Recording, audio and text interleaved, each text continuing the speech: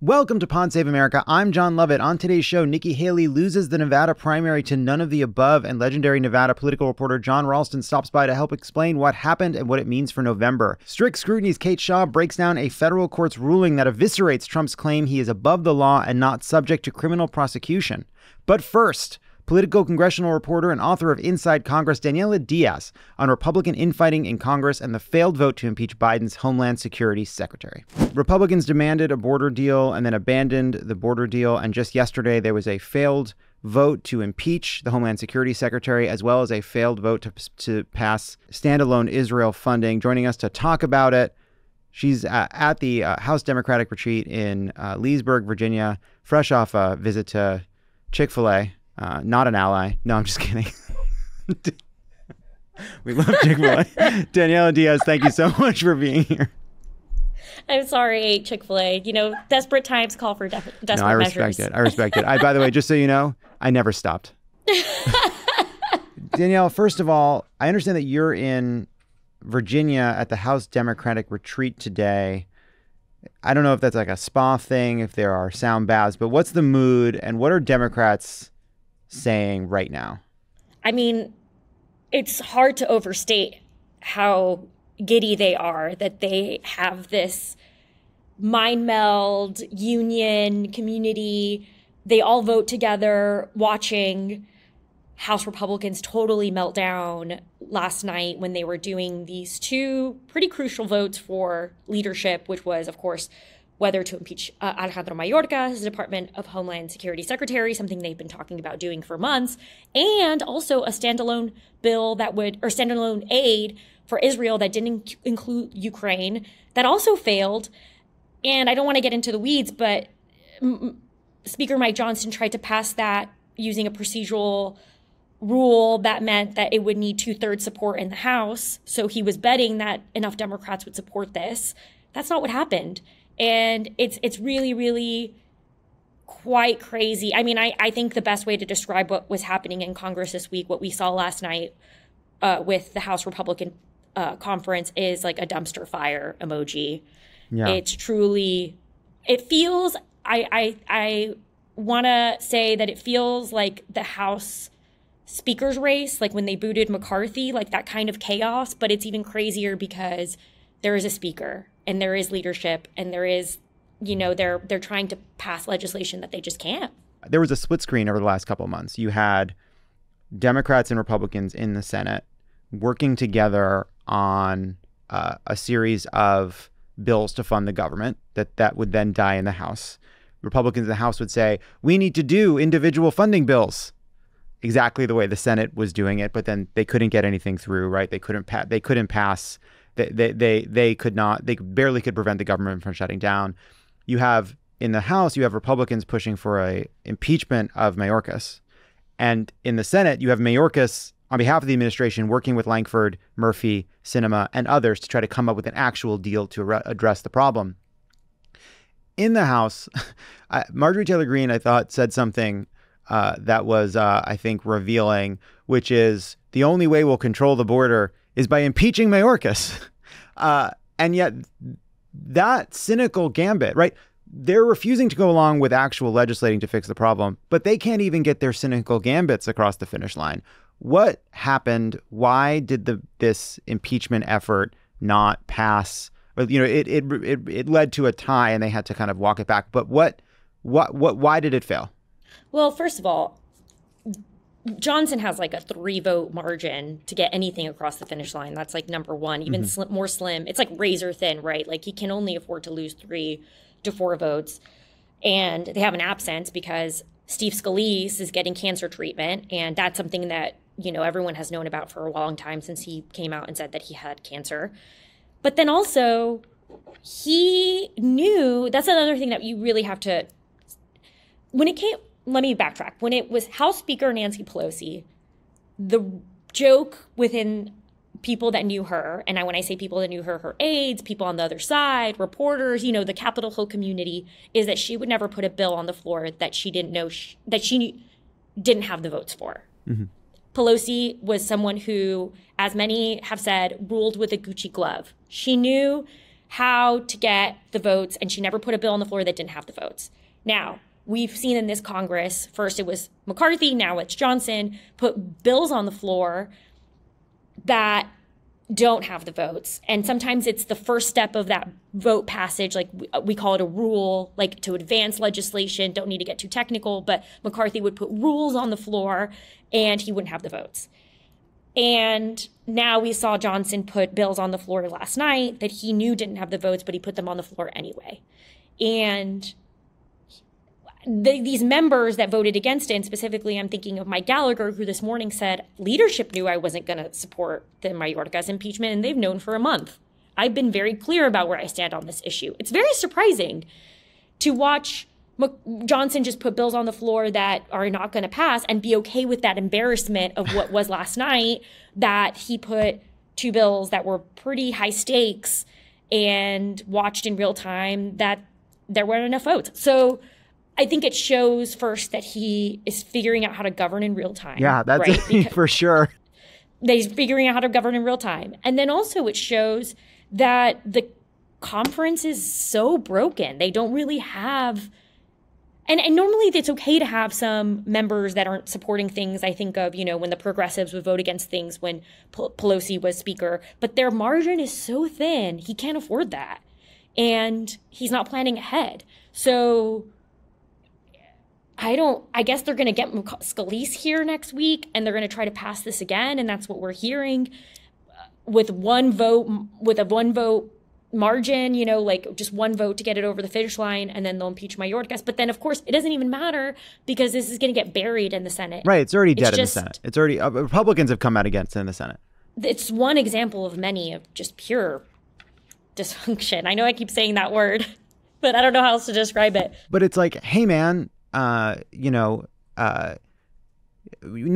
have a lot of training for this in the Ark Museum, but now you're here. If you're gonna pull a bunch of bullshit political stunts and not do anything, it's pretty embarrassing to you're not even you're not even able to complete your stunts, right? Like he's not governing, and he's not succeeding at his who is getting anything out of this? Like, who does this kind of thing serve, right? Like, oh, they'll come back next week at a Mayorkas impeachment, then it goes to the Senate and just dies. That's sort of there's an embarrassing some kind of a process that's very quick. And by the way, they're still dealing with, I'm thinking specifically of that New York race that's happening in the next couple of weeks, and they need that seat. That was George Santos. And I even heard, and I think it was a Republican in the conference saying now people are probably missing George Santos because they expelled him. But that's really like another example of just the chaos of they wanted to keep someone who's been indicted for the sake of having a vote to get things across the finish line. And then this is all taking place while this election is happening, the special race of a seat they need. And it's not a really good example of, how Republicans can govern. Yeah. I think that's Democrats, right. Again, as I'm here, are seizing on that, right? Like that's the messaging they're going to have in the next 2 days at this Democratic retreat is we deserve to have the House back because we can govern. And they're like, we don't even have to prove it. Like, watch what's happening right now. And now heading into a potential, even if, let's say they do get the votes. Okay, you refused to vote on border security, but instead decided to impeach the person negotiating and trying to figure out how to actually solve the problem. Like, I don't know that that's a good story for them. It is amazing to me how in the last week, this is an issue on which they believe they can win on, that they have gone on the record and saying, we like the crisis at the southern border so much, we don't want to fix it so that we can run on it. Like, I don't know that that's good politics for them. On the standalone Israel bill, which also failed, just very quickly, because we've taken a lot of your time, but like what happened there and why did Johnson want to bring this vote and why did it fail? Well, Johnson used the standalone Israel bill as a proof that he wants to do something in the wake of the Senate supplemental kind of falling apart, right? He announced that he was going to do this on Saturday. It was only a couple of days ago that he announced that he was going to put this bill. It's felt like a month in the last 3 days. And then the deal came out Sunday, which we knew was going to happen. The text that was unveiled by these negotiators and blessed by leadership. And then even members of his own conference didn't want to support this bill. And I'm talking about the House Freedom Caucus members, because there were no offsets to pay for this legislation.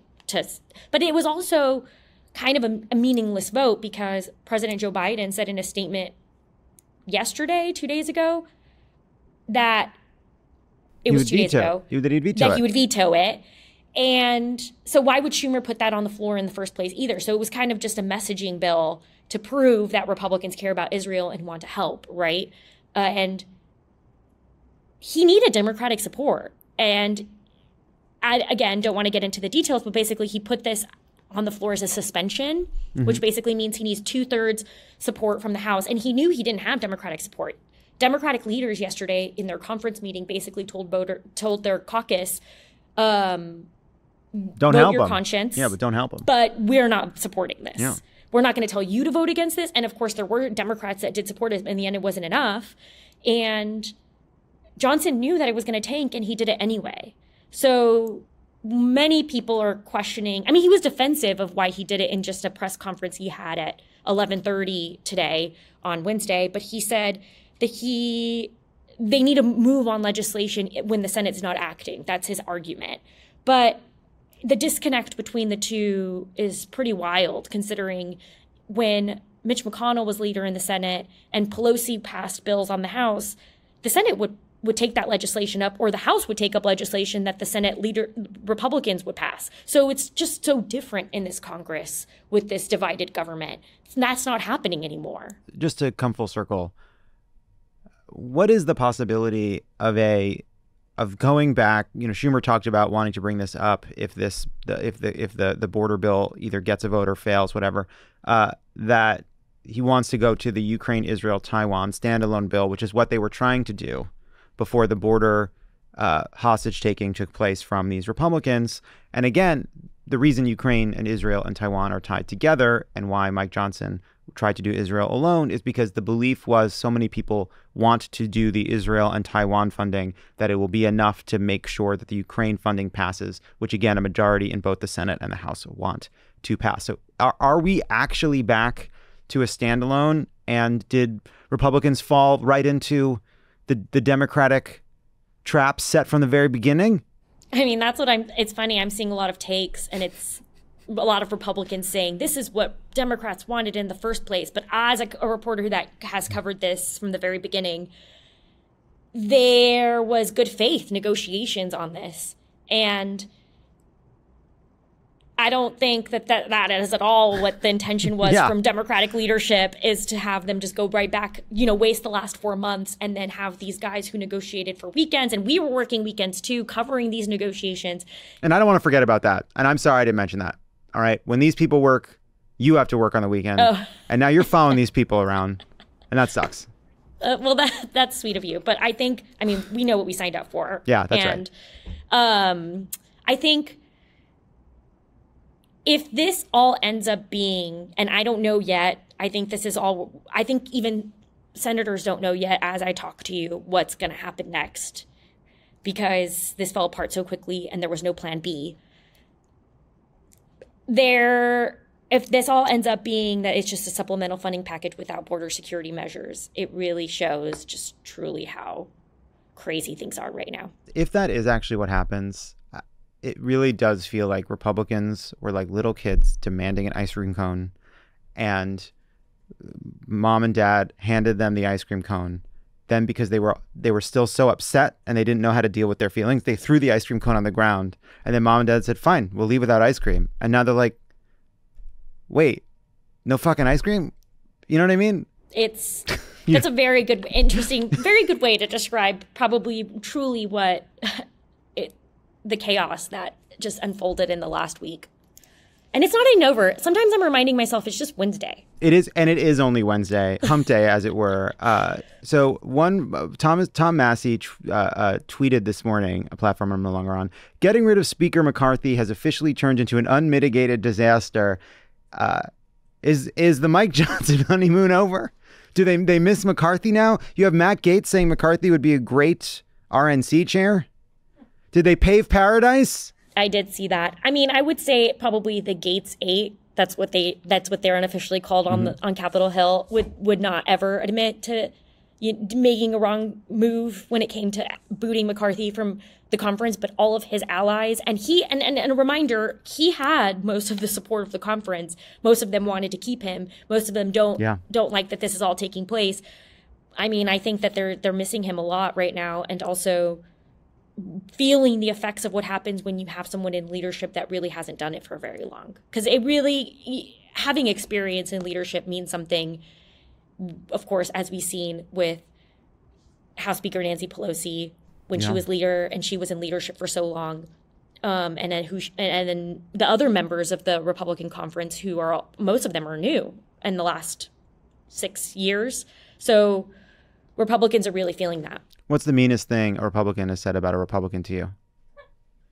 Off the record or on background? Well, I remember someone saying, and I can't recall, and this was on the record, that Republicans don't deserve to be in the majority.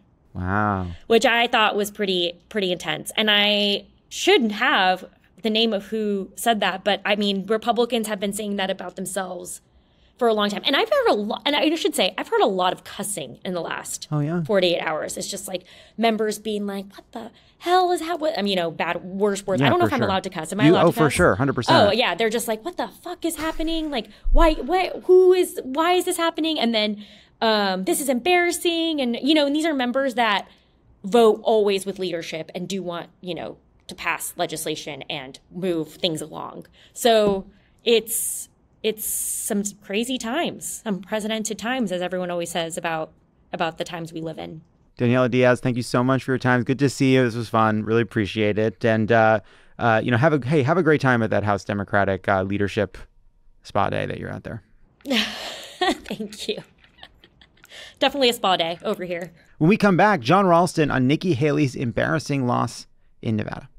On Tuesday, Nikki Haley ran in the Nevada primary unopposed and still somehow managed to lose. If you remember, Nevada is doing a weird thing this year. The state held the primary on Tuesday by law, but the Nevada Republican Party is holding a caucus on Thursday, and that's where the actual delegates will be at stake. Trump is competing in the caucus, but not the primary. Haley was competing in the primary, but not the caucus. Somehow Trump is going to win both. Here to explain why the Silver State's primary voting process is so confusing this year, and if the results matter, if at all. It's the CEO and editor of the Nevada Independent, one of the most celebrated journalists in Nevada, the dean of the press corps in Nevada. It's Jon Ralston. Thanks for being here. Dean of the press corps just means I've been around a while. No, I know. It's yes, for sure. Well, I think that if you were an asshole, it wouldn't matter if you'd been around longest. You know what I mean? I think we could probably get some commentary about whether I'm an asshole or not. So, but that's a different podcast, I think. For sure. So quit dodging my questions. Let's focus here. What happened? So Nikki Haley, just so people understand, this primary didn't have delegates. It was low turnout, but still somehow she managed to lose to none of these candidates by 33 points. What happened? So this is a very quirky, strange year, even in our quirky, strange state, right, John? So it's her fault that this happened, by the way. I think she could have prevented it. She ignored Nevada. She said Nevada is not a fair state, that the process is rigged. And she is correct about the caucus. But as you know better than anybody, the delegate count early on is not nearly as important as gathering momentum, controlling the narrative from the national media to say that you're still viable, you're still in the race. People get tickets out of Iowa, then they go to New Hampshire, and they have momentum coming into Nevada. Nikki Haley's a long shot. Everybody knows it. Everyone thinks Trump is going to win. But if indeed she is serious, then she can't ignore Nevada, because South Carolina is still 2 weeks plus away. You've got to try to maintain some momentum. Minimum investment or a cheap date. Come here, do a rally or two, run some ads. Say that Donald Trump is a coward. He's a chicken. He's afraid to face me in the real primary. So he created a caucus that he's rigging, like he accuses everybody else of rigging elections. Come vote for me. Would it have headed this off? Maybe not, but certainly she wouldn't have lost by the huge margin that she lost by more than 2-1, as you pointed out. And now the headlines across the country are not Haley wins Nevada primary. It's Haley loses to none of the above. Ouch. Worse than you can ever imagine. People are making fun of her now. And as you know, the worst thing to have happen to you in politics is mockery and ridicule, much worse than castigation. So, you mentioned that Trump's participating in the caucus. How did we end up in a situation where Nevada had a primary without delegates today and a caucus with delegates on Thursday, and candidates had to choose which one they wanted to participate in? Yeah, I mean, it's a crazy situation. It's confused a lot of really smart people and some voters who aren't paying close attention and wondered yesterday why Donald Trump was not on the ballot when they got to polling places and either voted for none of these candidates or didn't vote at all. Nevada was a caucus state for many, many years, as you know. But then after the nightmare caucus in Iowa in 2020, and Nevada essentially had the same system, Harry Reid, the late Harry Reid, who then controlled the Democratic Party, and his allies said, listen, it's time to stop this caucus. It's not a pure process. Strange stuff happens. Let's go to a primary. Democrats control the legislature, but it ends up in a bipartisan vote. Not all Republicans voted for it, but a handful in each house did. Yeah, let's go back to a primary. Only been a primary here. There hasn't been a primary in Nevada since 1996, but let's go back and do it this way. That's the state law. But they left open the possibility for the parties themselves to choose how they were going to allocate delegates. Didn't seem like an issue at the time, John, but then last year, the Republicans suddenly said, oh, we can't let this happen. We need more secure elections, raising all the election integrity nonsense again. We're going to have a process that you can trust with voter ID, no same-day registration. And, oh, by the way, you have to pay us $55,000 in extortion fee to participate. And if you participate in the caucus, you can't be on the primary ballot. And they even put in rules. I'm sorry for belaboring this, but it's so crazy. They even put in rules that said super PACs cannot attempt to influence this election. Obviously, trying to box out DeSantis when Never Back Down actually didn't look like it was going to back down and had $200 million in the bank and could have been a force, right? So DeSantis filed for the caucus, and Haley got at the last second, said, I'm going to go in the primary, and then didn't do anything. So we have this caucus tomorrow. What are you looking for? I mean, is there any, how's none of these candidates doing? Is none of these candidates visiting the state? Is none of these candidates running any ads? How's their campaign looking? None of these candidates has had some rallies, I understand, but no one showed up. So there is none of these candidates on the caucus. They control that ballot. Oh, that's right. That's right. And so it's essentially it's Trump versus a guy no one's ever heard of named Ryan Binkley. So Trump is going to win all the delegates. He's going to win all of the votes. But the process is far from transparent. They're not letting the media view all of the counting processes. Now, let's be clear about this, too. The state party chairman, Michael McDonald, has been with Trump since 2016. He's openly endorsed Trump despite promising to be neutral. And so that is added to the perception, which really is the reality, that this whole thing has been fixed for Trump. There's only one interesting thing to watch, though, and that is this. Nikki Haley got about 21,000 votes. The turnout was about 20%. She got 21,000 votes, even though she got crushed. I'm not sure 21,000 people are going to show up to caucus. Maybe they will. That would be a relatively large turnout for a caucus for the Republicans. And even if more than 21,000 show up, is he going to get more votes? Is Trump going to get more votes than Haley? Because if he doesn't, that's going to be a real embarrassment for him. Other than this idea that the election fraud justifies not doing a primary, but actually doing our own separate caucus, which obviously is silly, but what is the logic for rebuffing this effort to switch to a primary? It's not obvious on its face why that's why the MAGA types would prefer a caucus versus a primary. Trump has not, Trump would have had no problem winning this primary, right? He would have won the primary. There's no question about it. But I think what they were concerned about, because they want to show Donald Trump dominating in every election that he's in. We're a universal mail ballot state since COVID. So every Republican got a ballot.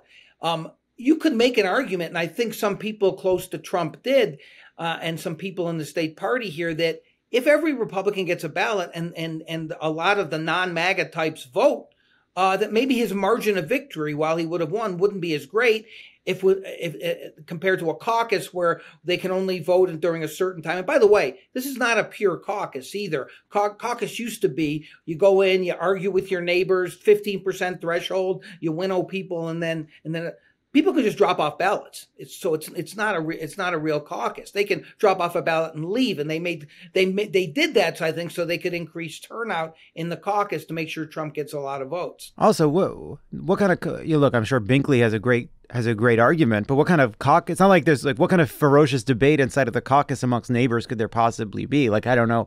Like, it is even if you didn't have the fact that you can just drop off ballots. Basically, a person running unopposed in a caucus is a weird way to spend a Thursday evening.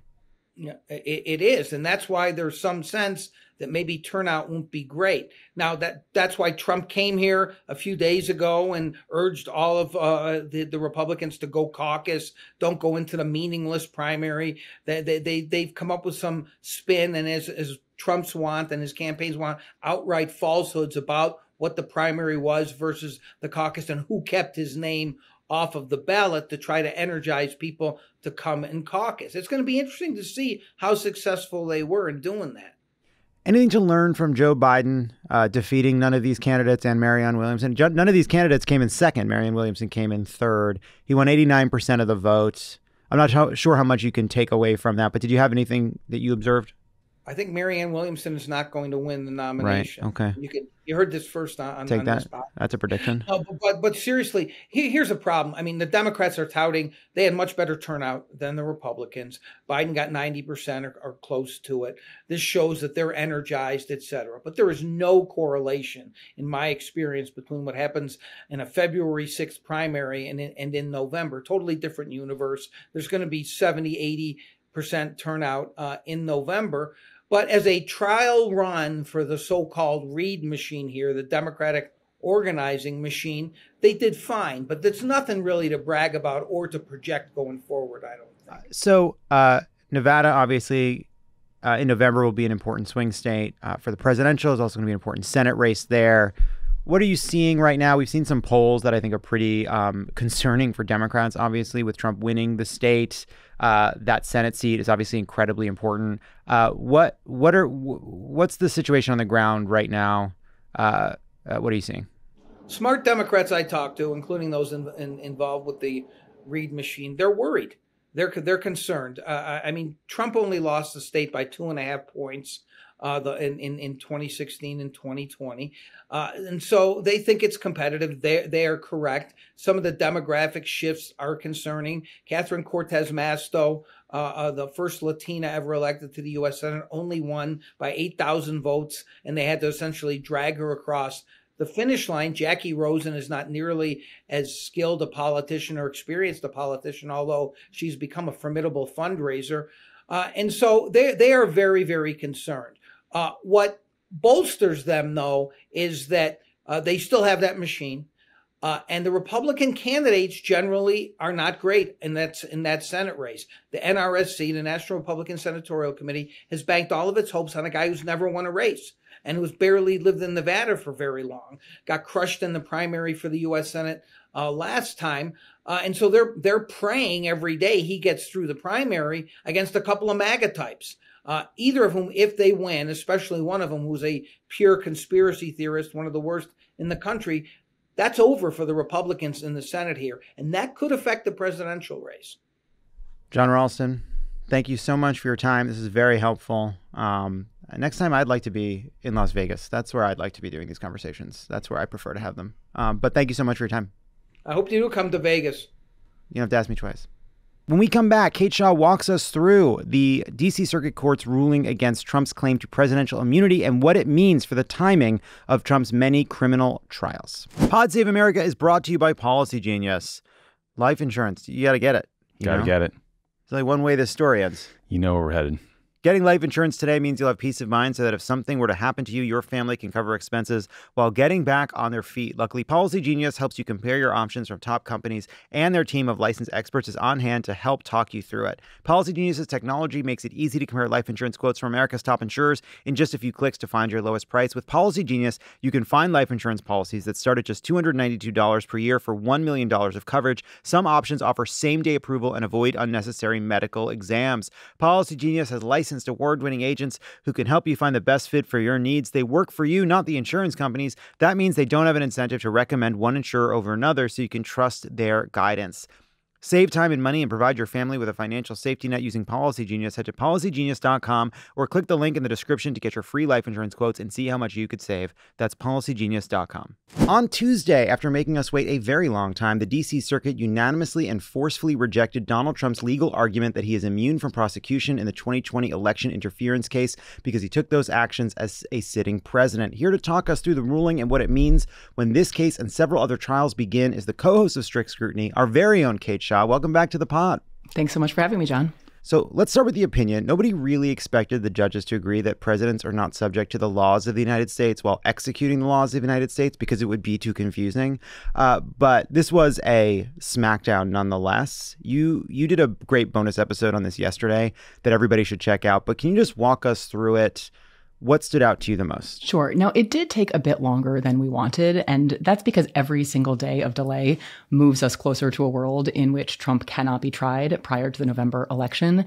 But, you know, now that I've sat down and read it carefully, it is a very good and very thorough opinion. And it did involve a lot of historical research and, you know, like really intentionally selected quotes from conservatives on the Supreme Court like John Roberts and Brett Kavanaugh and Neil Gorsuch. So, you know, this stuff takes a little time to craft. So, you know, now that it's out, like the quality is just fantastic. And a couple of things that I thought were striking. One is, it is a per curiam opinion, meaning just an opinion of the court. There is not a single identified author. And that's pretty unusual in an important case like this. That's more typical in routine and short orders. And I think it might suggest a couple things. One, it is not crazy to be concerned about attaching your name and identity to an opinion ruling against Donald Trump in this moment in time. And so no one can, you know, inveigh against a Judge Pan opinion or a Judge Child's opinion. It's just the D.C. Circuit opinion. And in a moment where judges are getting swatted and threatened, I think that might be why it's a per curiam opinion. You know, in terms on the substance, there are just like a couple of lines that are worth flagging. One is, you know, just the bottom line holding, right? We cannot accept that the office of the presidency places its former occupants above the law for all time. Like, that's kind of the bottom line. And I also liked that the opinion quotes, and it kind of can't improve upon, Judge Chutkan in the district court, who wrote that every president will face difficult choices. Whether to intentionally commit a federal crime should not be one of them. Real mic drop in the district court gets a second airing in this opinion. So those are a few takeaways. So you and Melissa and Leah broke down all the ways in which Trump's arguments were sort of in delicate legal terms laughed out of court. What, to your mind, is Trump's best argument? Or what is the best argument for some form of immunity that wasn't made by the Trump team? Yeah, none of these arguments are good arguments. They're just not. They're all bad arguments. I mean, there is an argument that has some intuitive appeal in general terms, and it has some support in the law, which is that presidents, while they are presidenting, do get special treatment under the law because the country simply couldn't have them embedded in a lot of litigation. And so that's not frivolous, that's not crazy, and the law supports that. But the extension that Trump was seeking here, which is to fully insulate ex-presidents from any kind of accountability, including for doing crimes, just doesn't really have any support in text, in history, or in logic. And that's, you know, essentially what the court concluded, you know, in 57 pages. There are a lot of people that work in the White House and around the president whose job is to make sure that the president is not breaking the law. And those lawyers don't always agree. There's disagreement about what the law requires the president to do, what the president's powers do and do not allow. And could you see some argument made in that area where like there is a legitimate dispute as to whether or not a president was upholding the law or breaking the law? And then why is that kind of more delicate question not at issue here? Well, I mean, that's mostly a question about civil liability, and the law has long made clear that you can't sue a president because of some official act that they took, even after they're president. So that's the Nixon versus Fitzgerald case, where some disgruntled ex-official who said that he was unlawfully fired sued then ex-president Nixon. And there the court said, actually, even ex-presidents get absolute civil immunity if we're talking about actions they take within the scope of their official duties. So that's something that presidents have long been able to operate kind of secure in the knowledge of. They're not going to get sued civilly because of things they did as president. But no court has ever said that the same logic applies to crimes committed as president. And so when Trump makes this argument that it would be totally chilling and destabilizing to future presidents to have this specter of possible criminal prosecution hanging over them, that's always been the case because they've never had any kind of immunity from criminal prosecution. And back to the Judge Chutkan line, like, if what that does is chill presidents from doing crimes, I don't see why that's a problem. Yeah, that sounds like a feature, not a bug. Yeah. So let's talk about what happens next. Will Trump appeal to the D.C. Circuit, or was the order that went along with this ruling written in a way that means that Trump will go directly to the Supreme Court? Yeah, it was very carefully crafted, I think, to make sure he's going to just go to the Supreme Court. So a lot of the time, if you lose before a 3-judge panel, which Trump did here, you can ask the full court to review the opinion of the 3-judge panel as kind of an intermediate step before going to the Supreme Court. And he could still do that, but what the order accompanying the opinion said about the mandate, which is just like the thing that sends the case back down to the trial court, is that the mandate is stayed until Monday. So nothing happens until Monday. Monday, the case goes back to the trial court and proceedings can resume, except if he asks for a stay in the Supreme Court. But asking for the full D.C. Circuit to review the opinion isn't going to have any effect on the mandate. So that essentially disincentivizes him asking the full court to review. It means he'll go right to SCOTUS on Monday, and that will stay the mandate. So that'll mean things are paused, and then the ball is in the Supreme Court's court. So, as you pointed out, it was a long wait for this opinion. The opinion wasn't authored by a single judge. Now, you pointed to this. One reason might be that they were just worried about the attention that comes with having written an opinion.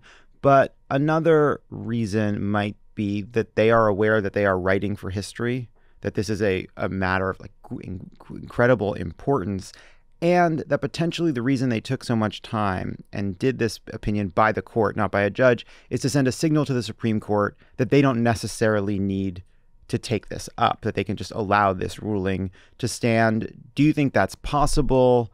Or do you feel like the Supreme Court will both from a political standpoint and a legal standpoint feel an obligation to have a say in a case this important? You know, we debated this a little bit on our podcast yesterday. I think there's a real chance, not a, more likely than not chance, but a real chance that just as you suggested, the strength of this opinion, the fact that it's an opinion of the court, and the correctness of the opinion means that maybe the Supreme Court just denies cert, and this stands as the final word on absolute criminal immunity, and then the trial happens. So I think that is a possibility, and doing the opinion the way they did may have increased that likelihood. But I do think that it's still more likely that the Supreme Court will think it's the final answerer of all the important questions. And so it should actually have a chance to speak on this question. And one thing to say on that, and timing is of course critically important here. I think if the Supreme Court grants this and then just proceeds kind of business as usual, like decides to take the case in a week or two, hears arguments in April, decides the case in May or June, we basically should understand that as the Supreme Court having like emblazoned in the sky that the court itself is taking away from the American people the opportunity to have a jury decide whether a former president who is a candidate for president is guilty of crimes, and in particular the crime of attempting to subvert a presidential election and unlawfully remain in office. Because that's what it'll mean if it takes the case and waits to decide it. It will mean that people will never know what a jury thinks about these charges, which are incredibly serious. And that means people both who support President Trump, former President Trump, and oppose. So in some ways, I think everyone should want this to be before a jury so we get an answer. And the court slow walking this, which again, business as usual, tempo is slow walking, will mean, and that's how we should understand it. Yeah, we'll talk about this in a minute, but they did not slow walk the question as to whether or not the 14th Amendment bars Trump from being on the ballot. That they're moving very quickly on. And given that I think a lot of people would be surprised to see this court rule that Trump is immune from prosecution. What you're basically saying is if the court were to delay, even if they ultimately ruled in that way, it would be akin to siding with Trump, not showing the same concern and speed for a case that might harm Trump's political prospects when they have shown a lot of speed on a case where everyone expects them to rule in Trump's favor. Right. Well, and also like where the thing that happened below in the Colorado case, it ruled against Trump. So Trump, loses and needs to change the status quo, right? And so they're accelerating wildly this 14th Amendment case. And then most likely, although I don't think it's 100% certain, will rule for Trump and he gets to stay on the ballot. And then again, maybe they take, their time and they do rule against Trump on the immunity. And again, on the merits, I agree. Ultimately, it's very hard to see them coming down any other way. But as a functional matter, that will also be siding with Trump. So the takeaway shouldn't be, well, they give and they take. Trump wins one, loses one. It'll be he wins both because the function of the delay will mean no trial. And so they deserve zero credit. And actually, I think they deserve the public knowing that they have been complicit in, again, taking from the American polity, the voters, the right to know what a jury thinks about this conduct. So how quickly will we know whether or not the Supreme Court is going to move quickly? What does a court that's going to hear this fast and make sure the trial can take place before the election look like? And what does the Supreme Court that's acting to slow this down look like? Yeah. I mean, I think so Monday, I think he files his application for a stay.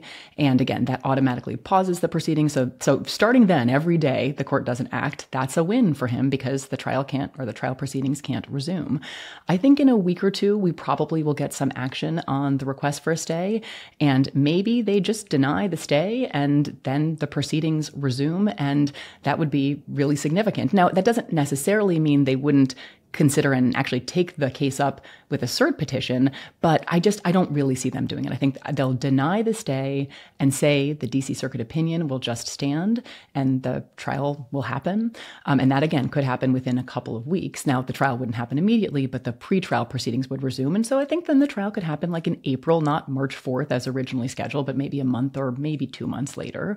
And if they decide to take the case, they could do what they did with the 14th Amendment argument, which was to really accelerate the ordinary timeline. They scheduled a special session for tomorrow. It's not ordinarily early February. They don't hear cases. They're taking the bench just for this one case.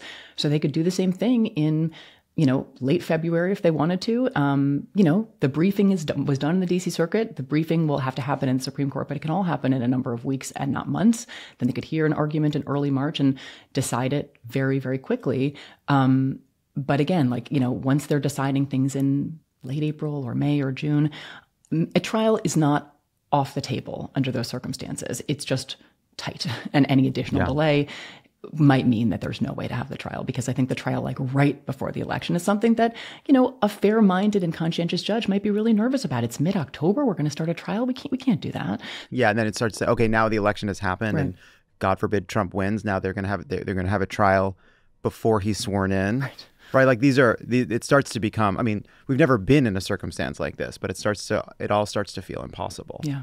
How does this ruling affect the other sundry federal cases against Donald Trump? Well, this is really not about the underlying question of Trump's culpability for the alleged crimes, right? It's not about, the merits. It takes the allegations in the complaint as true and says, if true, if he, as alleged, tried to overturn the election results and unlawfully remain in office, is he still immune from criminal prosecution? And of course, the answer there is no.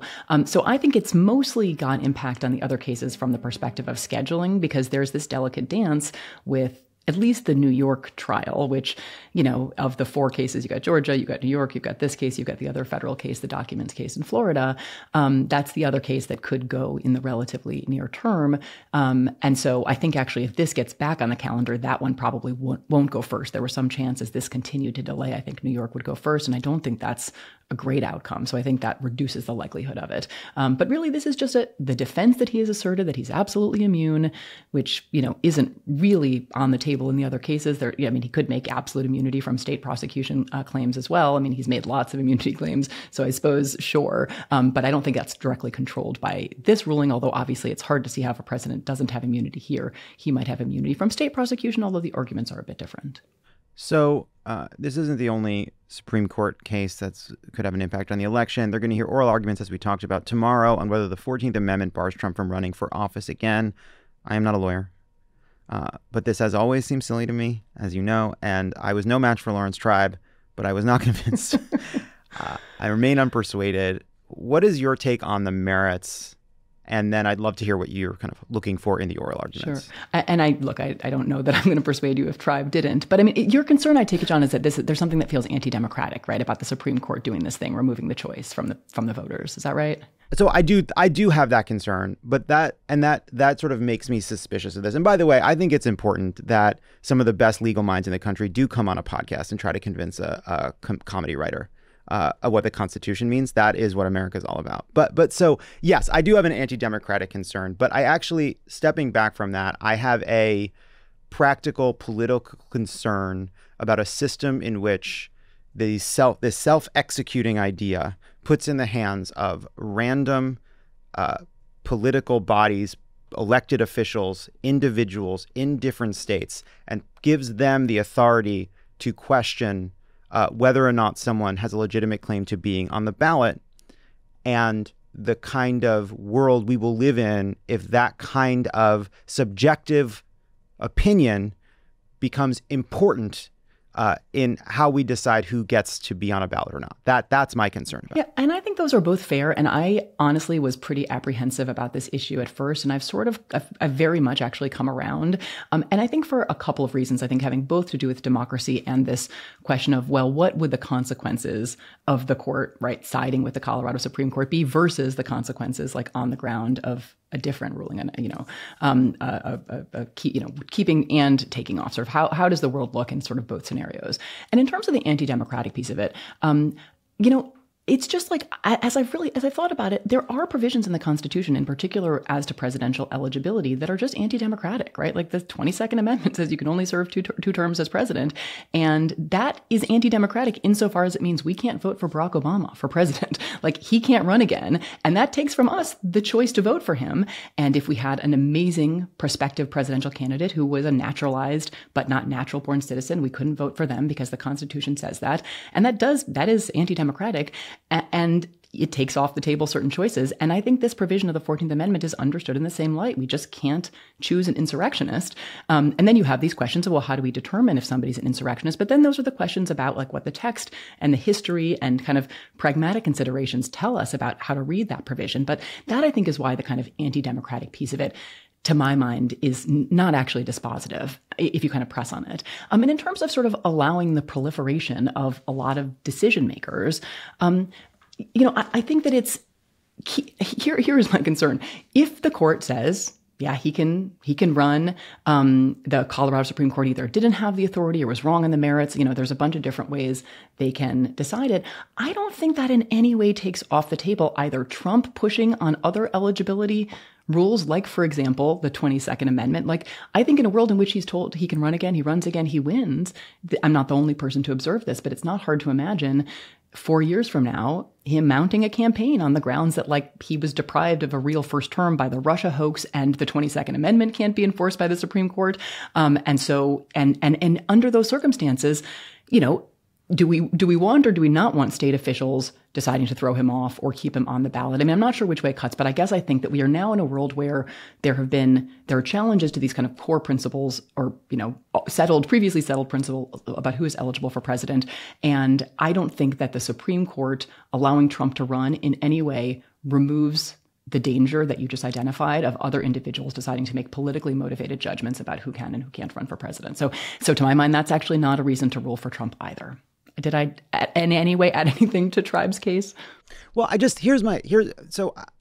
my problem with that, right, is we go from what I think we would all agree is a subjective and difficult question. I actually do think it's a legitimate question. And by the way, if we were in a situation where I thought that there was a real chance that a Supreme Court would keep Trump off the ballot, I do believe Trump poses a direct threat to this democracy, and we should be doing everything within our power to keep him from returning to office. That poses a mortal danger to the country.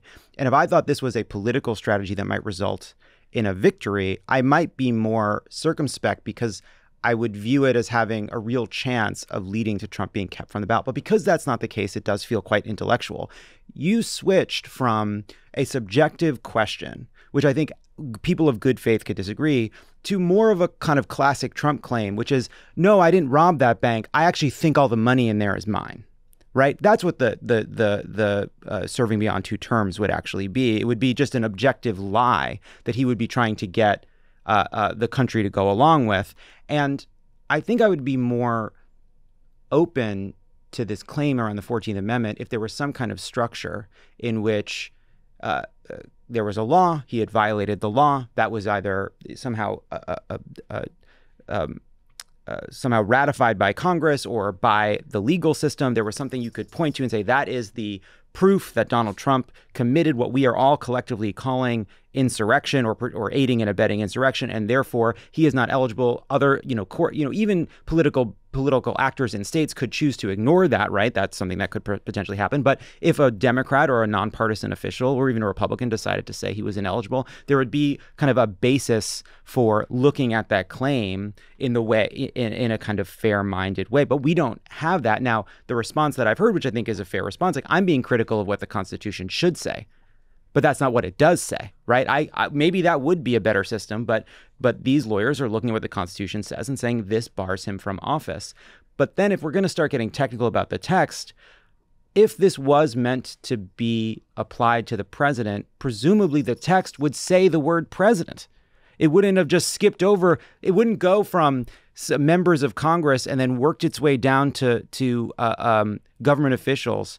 And then, oh, by the way, that includes the president. We didn't feel the need to mention the most powerful figure in our system of government. But once you take this in a couple hundred years, you go run with it. You can apply it to the president. We just forgot to include that name. Like if we're going to get technical, presumably that's a problem, isn't it? Well, I think that's right. But the text, of course, is not the only thing that matters. And I do think that all of the historians who have really, really grappled with the kind of, drafting of the 14th Amendment say it's really not a close question that the drafters did intend to disqualify from the very highest office in the country, individuals who had engaged in insurrection. So I think that, but I hear you on there are more contestable arguments within the 14th Amendment than the 22nd. That's right. The 2 terms is much more straightforward, but it does seem as though when you immerse yourself in the evidence, both drafting and history and kind of practical considerations, it's not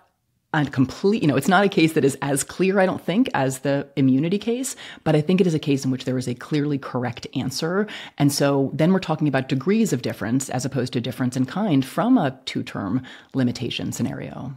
And even though this is ultimately almost certainly going to result in the Supreme Court deciding whether in a narrow way or in a broad way that this clause doesn't apply in this situation and Trump must be allowed to be on the ballot, you believe it is still worth pursuing this argument, even if it might lead to a new kind of culture in which people are trying to find ways to disqualify their opponents from the ballot, often for subjective and inappropriate reasons. I mean, I was not an enthusiast about pursuing the strategy. But we are here now. And I mean, I think that the concern you raise is one that people raise with the Trump impeachments too, that we would all of a sudden be in an age of impeachment in which anytime, a party controlled the House, we would all of a sudden see rampant impeachments of members of the other party. Obviously, we are just the morning after an attempt to impeach Homeland Security Secretary Mayorkas. We may see another attempt. So maybe that all was true and it just took a couple of years to really take hold. And I guess I still thought it was worth pursuing actually both Trump impeachments, in particular, though the second one. And so because we just don't know what is going to be set in motion. And it also just feels like we are in such kind of maximalist partisan warfare in an asymmetrical way, right? More, I think, one of our major political coalitions has decided to just pursue completely maximalist goals. But I think we're there, and I think we are in this 14th Amendment debate, and we can't avoid it. And I, again, shared the trepidation for a while. And yet now that we are here, I think that it's actually really important to continue to publicly press the argument that the Supreme Court should disqualify him if it takes seriously its role and obligations here. So given how persuasive this is, what do you expect in oral arguments to be the ways in which the conservative justices question this? And if you were betting on what kind of arguments they'd make to prevent Donald Trump from being kept from the ballot, what would those look like?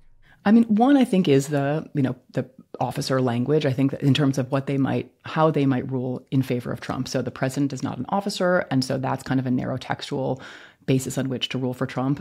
There's also something else you alluded to, this idea of self-execution. There's some support in the limited case law on this provision for that idea that this is in the Constitution, but it doesn't actually have force until Congress passes a law actually making, real the general prohibition in the Constitution. That, I think, is really hard because there's a separate provision in Section 3 that gives Congress the power to remove the disqualification if it votes by 2/3 to let somebody who would otherwise be ineligible serve in office.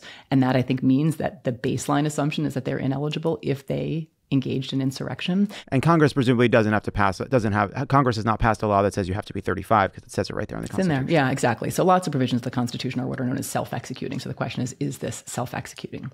I also think it's possible they may say that the process used in Colorado to decide that he engaged in insurrection was just an insufficient process. I actually think that's not right. There was a lot of testimony and evidence. There were pretty careful findings in the trial court. And, there's nothing in the Constitution that says, or the 14th Amendment or anywhere else that says you have to be convicted in a court of insurrection or charged with insurrection, or that there's any specific procedures that need to be followed. And here I think Colorado is sort of trying to figure out what to do in a, kind of meaningful and robust way. And I think did devise a process that was pretty thorough. But that too, I think, is a basis on which the court might say this isn't enough. They might not say what would be enough, but they might say this isn't enough, which might leave the door open to another state, Colorado even, or another state trying to use a more extensive process to determine that he engaged in insurrection and then also try to disqualify him. So that leaves the door open, I think, to other efforts. The other two, I think, pretty decisively shut the door. So those, I think, are probably the three most likely candidates. Would there be some way the Supreme Court could rule on this case that makes it so other states and other secretaries of state can't remove Trump from the ballot and force the court to rule again? So they can't do it. So force the court to rule again. I mean, they would have to have somebody else would have to try to get the court to rule again, right? Right. They would have to. So basically, if they do a narrow ruling, there would be nothing to prevent, say, another official from trying another path. Totally. And they'd have to just quickly smack that down. It would depend on what narrow ruling. But it is possible that they might do something that says this isn't good enough, like the process, but yes, another state could try. And in some ways, that's kind of the worst of all possible worlds because we're going to be in this sort of limbo and uncertainty of the sort you alluded to with the, kind of the sort of earlier disqualification argument. Until, I don't know, the election potentially. I mean, one other possible kind of narrow or avoidance route would be to decide that because we're talking about a primary here, the court is, not going to rule because actually he's not being taken off the ballot at all in the, general election sense. And so somebody has to come back with a similar argument before the general election, and then the court can decide. I mean, and even further kind of kick the can down the road approach would be to say, well, either we'll rule when we're in the general election phase, or this is actually something for Congress to decide when it actually gathers to count the electoral votes, whether he's disqualified. And so we'll kind of leave this sort of kind of protracted moment of uncertainty until the actual counting the votes, which obviously will happen once there is a new Congress. And that seems like a recipe for, something that would make January 6, 2021 look like, extremely small time, activity. And so I think that those are the possibilities, and none of them are attractive possibilities. And I just want to also say, for the record, if the Supreme Court decides that Trump can't be on the ballot, I support it completely. I'm in, I'm in. And I think we should talk. I think that a lot of the debate and the discourse has assumed, and I think kind of everyone protecting their hopes and expectations probably, that obviously this is a foregone conclusion. And that's still most likely right. But I just think that a lot of people who are very on the fence, I think across the spectrum, as they really grapple with the arguments, find this to be a case that is much harder for Trump to prevail in. And, I think a couple of the justices are never going to be gettable on this. I can't imagine Thomas and Alito keeping a genuinely open mind. I'm not sure about Gorsuch, but I do think that this is a case where there is at least some sliver of uncertainty about how some of the justices, John Roberts and Brett Kavanaugh and Amy Coney Barrett maybe, might rule. And so I think there's a way in which we're not willing it into being. They're not actually listening. But I think that from the public's perspective, I think that if we sort of say it's a foregone conclusion, I think the worry is people check out. And I don't think it's a totally foregone conclusion. Yeah, I do. Just like my non-legal objection to all of this and concern about all of this is so much of what I think the anti-democratic fervor on the right has led to is a kind of go into the rules and looking for new and previously undiscovered loopholes. Oh, Mike Pence can actually decide who the president is. Actually, state legislatures reign supreme technically. And that way of thinking about what the law is and what the Constitution means is really dangerous. It's really dangerous to have everybody going to comb the records for a justifiable argument for not having to face their opponents or not having to face defeat. It feels like the left is doing that here. That's your concern. Yes, yeah. It does. It is what the left is doing here. Well, except now, it may be justified, but we discovered a way to remove Trump from the ballot based on a constitutional amendment clearly designed to target insurrectionists growing out of a particular moment with broader application, like so many provisions in the Constitution. And it's not just the law review article, right? Like right after January 6th, there were people in kind of pockets of academia who were talking immediately about Section 3 of the 14th Amendment, disqualifying him from a future run, even when it still looked like he was going to be impeached, like right away. So it is something that is not, I think it's an uncharitable description to suggest we are literally just looking for any opportunistic argument. And yet I share the concern. But of course, the alternative is, well, we let democracy flower. And we have a candidate who has demonstrated unwillingness to participate in genuine democratic competition. And so I'm not sure just letting democracy run the show, and rejecting legalistic arguments is going to get us there either. I guess there are no good routes is the answer. But this is where we are. And I think that the best reading of this provision of the Constitution, and one that the court should actually try to grapple with seriously, is that he's disqualified.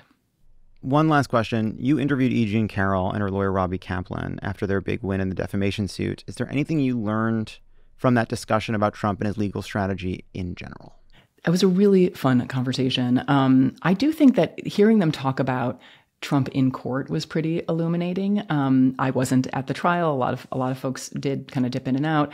But it did feel like he sort of lost control, and the loss of control made him further lose control. And I don't know what exactly that tells us about all of the many other sites of legal jeopardy that Trump is in at the moment. But it does seem as though when there's the prospect coming into view of genuine accountability, he takes actions in ways that are wildly counterproductive to his own interests, right? Like legal and otherwise. And so it made me think that, that things could get pretty explosive in some of these cases. If, for example, the DC case goes to trial, he was only a civil defendant in the E. Jean Carroll case, and still, I think, kind of walked up to the line, as Robbie suggested, of conduct that would have gotten himself, maybe hauled into custody if he were anyone but a former president. And so I don't exactly know what to expect, but it does seem to me that that really unpredictable conduct is likely to ensue if some of these legal cases actually look like they're going to result in genuine accountability. And so that's what we have in store, I suspect, for the next 9 months. Kate Shaw, thank you. Thank you for indulging me in a conversation about the law when I only have really just a great LSAT score to my name. Probably better than mine, Jon. But I enjoyed it. Thanks for having me. Thanks to Kate Shaw for joining us. Before we go, this coming Tuesday, there's a special election to fill queer icon George Santos' vacant seat in New York. Here to chat with us about this race and about what Vote Save America is going to help you do over the course of this election. It's Vote Save America's fearless leader. It's Shaniqua McClendon. Hi, Jon. I'm so happy to be here. Shaniqua, why are we watching what's happening in my childhood district, New York's 3rd? Wow, I did not know that was your childhood district, but we are watching because it's a vacant seat right now because George Santos got kicked out of Congress. But the margins in Congress are pretty small, and so every additional Democrat we can get in matters. And it's something that people can start doing now. One of our big goals for this year is to help Democrats take back the House, and this is like one step toward doing that. And yeah, it matters. And there's ways that people can get involved right now. This seat is in a closely divided district. That's how George Santos was able to win in the first place. Republicans are trying to use immigration as a wedge issue in the district. Democrats are hoping for a pickup.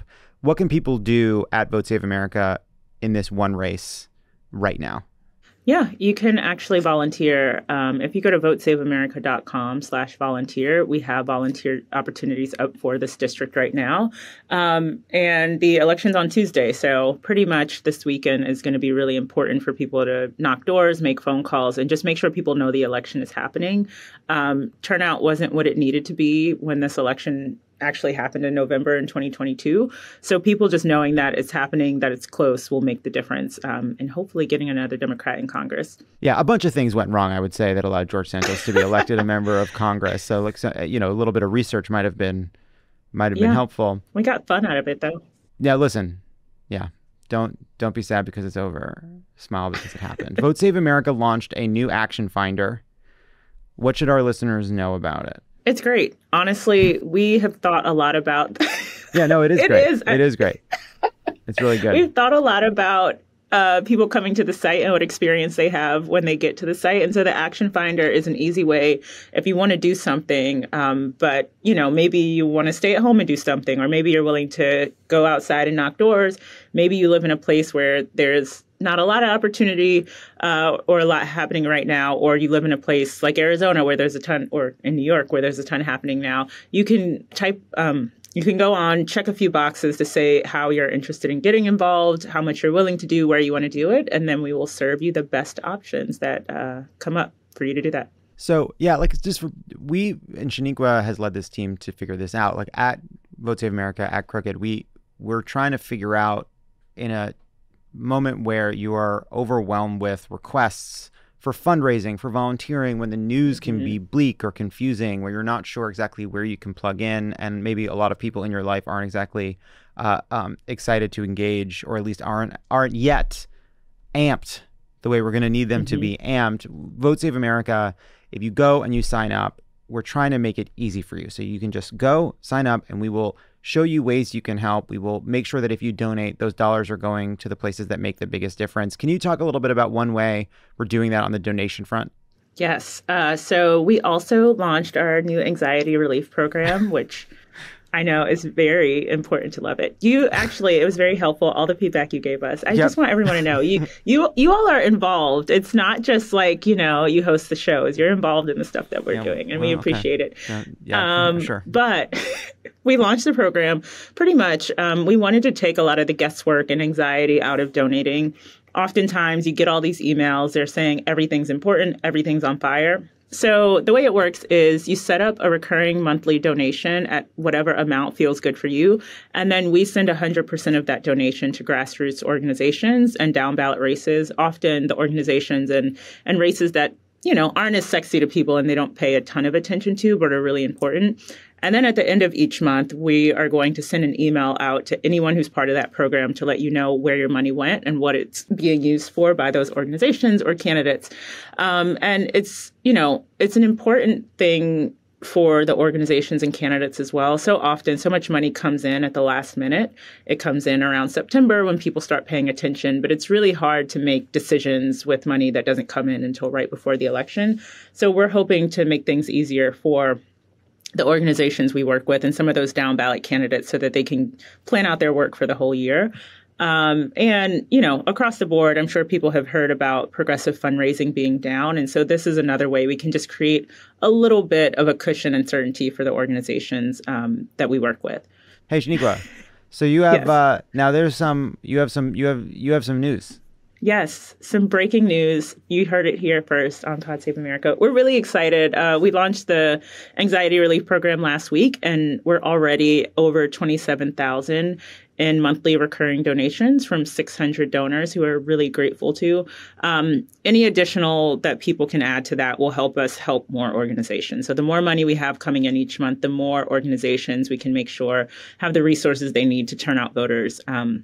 And I mean, we've seen donations as small as $2 a month all the way up to $1,000 a month. So literally whatever you can give is greatly appreciated. And on our Action Finder, 3,400 people have already used that tool to find something to do. So we hope you all will join them. And you know what? Honestly, those are good numbers. They're not good enough.